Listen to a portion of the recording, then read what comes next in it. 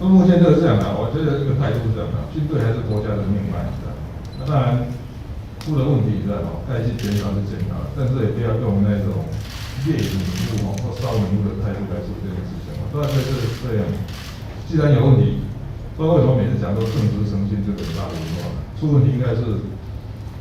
坦白讲，这已经是跨部会的，应该中央人出来说，这个到底要怎么解决？这也不是只有卫福部的事，还牵涉到军贸，对不对？大概下阶段，开诚布公，该怎么解决怎么解决。我在台大当小医生的时候，你知道，我也发现那开刀不顺在流血，骂小医生，骂小护士，那个血会自动死掉，那还是。后来发现，我就很佩服当时我老师那洪启仁教授，你知道，越乱他越安静。这个是我后来要学到的。就我的专业我也觉得这个是危机。但是就是把问题处理掉，这不是烧女巫的时候。这个很多县市都在做这个风险演习。我以前讲过一般演习我们这个是先书面作业，那再才是实际的作战。那最后才是实践演练。那到实践演练，坦白讲，更不要成本就不要高，那大规模要效果的。不过因为前面的这个还是要做。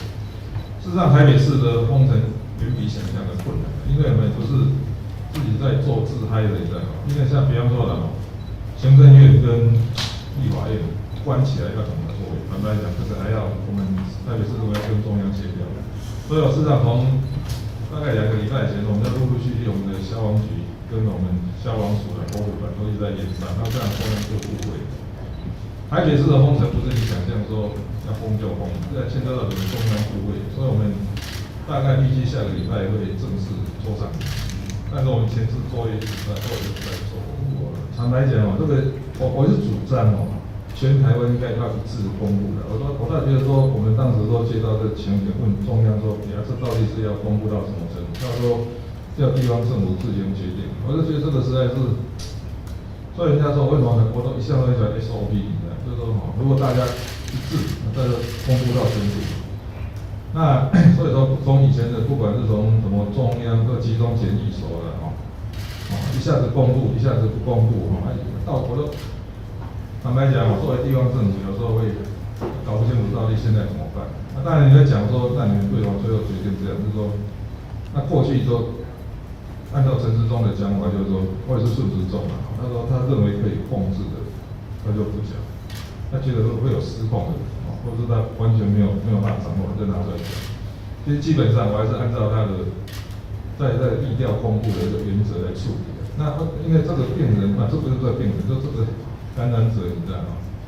我们在医疗我们也拖了半天，你知道吗？详细调查，他如果有戴口罩的时间短的，我们就没有公布；他口罩拿下来，在那时间长的，我们就公布。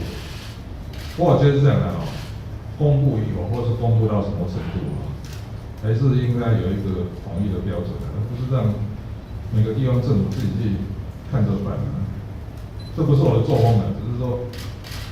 不是我现在是捕手，不是投手，也不是打击手，就是投手丢出来，我是不管他抱头干什么都要接的。我补充一下，刚刚市长讲那公布的原则，我们昨天已经讲过了。他去了6个地方，有3个地方是公共运输。公共运输当天我们就已经做完清消，另外两处，一处是他女朋友的家，我们认为那个只有他女朋友被隔离，而且他已经被开居家隔离书了。另外一处是一间自助洗衣店，里面没有人，那部分也做了清消，所以我们认为没有公布的必要。主要是这2个问题，所以台北市不是不公布，而是按照市长讲的原则公布。